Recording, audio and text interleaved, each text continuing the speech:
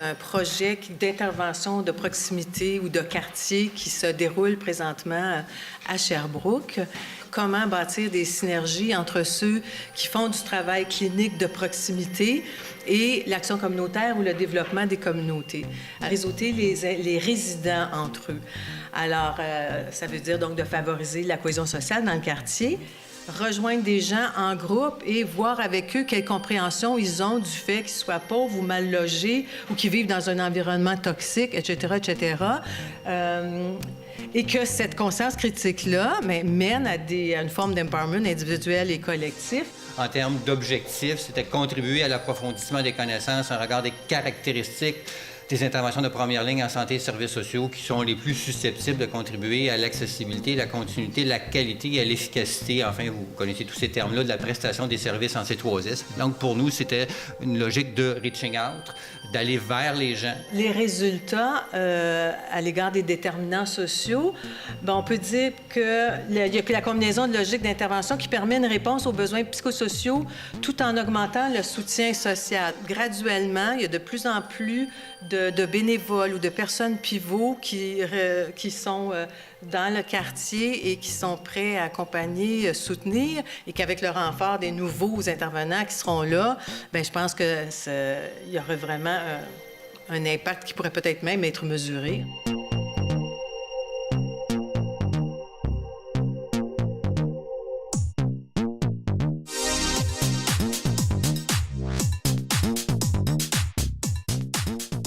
C'est l'idée de sortir les personnes de l'itinérance et de contrer l'ancrage dans la grande précarité en intervenant de façon à ouvrir les possibles. Ça, on l'avait prouvé dans le cadre de nos recherches, que les gens qui s'inscrivent dans un projet de vie, des gens qui s'inscrivent dans un suivi psychosocial régulier, un suivi médical, qui ont un logement stable et surtout qui participent à des activités structurées, ce sont des personnes qui se stabilisent beaucoup plus rapidement. Les personnes ayant une déficience ne sont pas nécessairement affranchies, comme on le souhaiterait, de leur handicap et par ailleurs, ne sont plus réduits à leur handicap. Donc, il y a quelque chose d'intéressant qui se passe. Et la pratique de Sylvain, me semble-t-il, offre une prise un tout petit peu différente puisqu'elle permet de voir les personnes en action, de les côtoyer et par exemple, d'apprendre sur leur situation familiale, sur leurs habiletés en action, leur capacité à être en logement.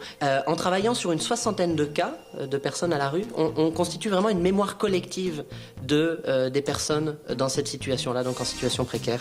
Donc les CAU C3S sont bien sûr un lieu de rencontre entre donc des chercheurs, des praticiens, des populations, pour favoriser des nouvelles hypothèses de recherche, documenter, évaluer ces modèles d'intervention.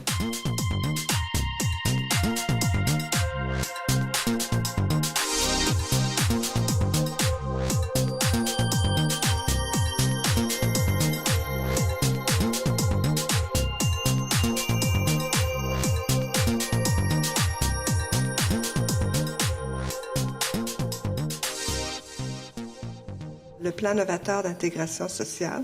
En réalité, c'est un projet qui a été mis en œuvre dans la région de Québec à l'Institut de santé mentale en vue de sortir de l'hôpital psychiatrique une cohorte d'individus qui vivaient depuis plus de 25 ans. Qu'est-ce qui était attendu de ce projet-là? C'était de produire une vidéo relatant l'expérience de désinstitutionnalisation de ces personnes-là. La recherche, elle a donné, la parole aux usagers, c'est sûr, on les a suivis, on les a rencontrés, on les a fait parler sur leurs conditions de vie, tant à l'hôpital qu'à dans la communauté. C'est ça. En fait, le plan novateur a eu des effets autant sur les gestionnaires que sur les intervenants et aussi sur les usagers. Puis surtout de la manière avec laquelle ils allaient agir sur le terrain, qui leur permettait une intervention intersectorielle, de telle manière qu'ils pouvaient rejoindre l'usager à peu près dans tous les angles. Les gestionnaires, en voyant les images, se sont attachés aux usagers, les ont vus autrement, les ont appréciés autrement, et ça, c'était très beau de les voir là-dedans. Ça a révélé les décisions à prendre pour opérer les changements souhaités, et ça les a aussi beaucoup sensibilisés à l'impact possible de leurs décisions.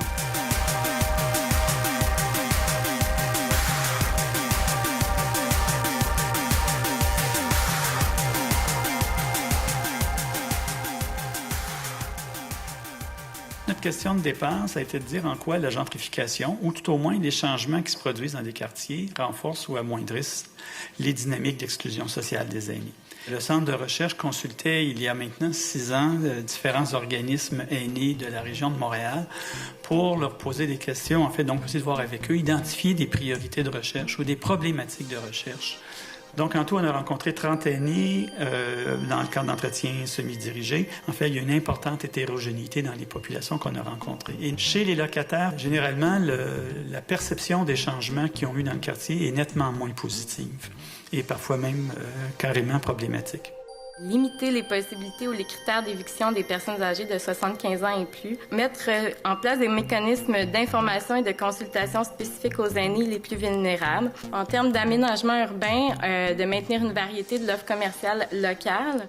Les gens aussi nous ont beaucoup parlé de perte de lieux de socialisation et de liens avec les pairs. En fait, dans le secteur de la Petite Patrie, on comptait 4 clubs de l'âge d'or francophones. Il n'en reste qu'un. Et le conseiller municipal nous disait... Ils ne viennent pas au conseil d'arrondissement. Comment je vais faire pour savoir ce que les personnes âgées veulent avoir? Et je ne sais plus. J'ai plus mon outil qui était ces clubs de l'âge d'or. Le rapport synthèse que nous va faire part Jean-Pierre Lavoie sur l'étude, nous, on veut le diffuser dans nos réseaux, notamment envers les tables locales aînées.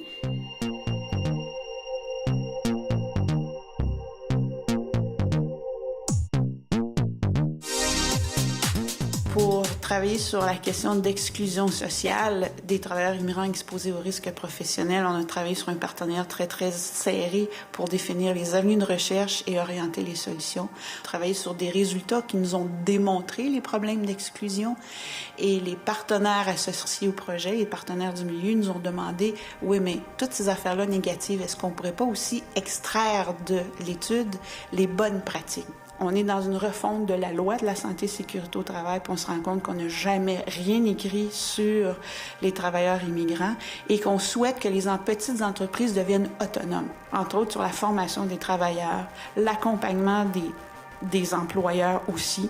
Dans les langues maternelles, est-ce qu'on devrait insister sur le fait qu'il y ait des formations dédiées aux autres? Dans aucune loi de santé et sécurité au travail, on exclut les travailleurs pour des raisons d'immigration. Alors, il n'y a pas formellement d'exclusion, mais il n'y a rien qui permet leur inclusion. Grande bataille gagnée, l'IRSST a inclus dans son plan quinquennal les 5 premières années de porter une attention particulière aux travailleurs immigrants.